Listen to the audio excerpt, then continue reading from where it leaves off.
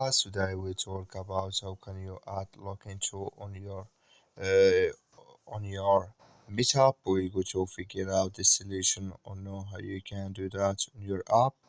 So all you have to do is so you just go above your profile, click on it here.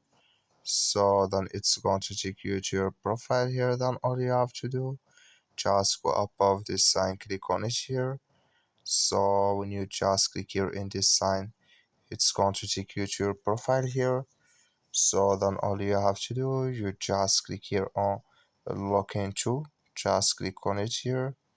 So when you just click here on login to here, it's going to take you to this list. That here you select why you are on Meetup here in this list here. When you're down, just click on update and it's going to add with you. That's all you have to do. Thank you for watching. Don't forget to support us by liking, subscribe.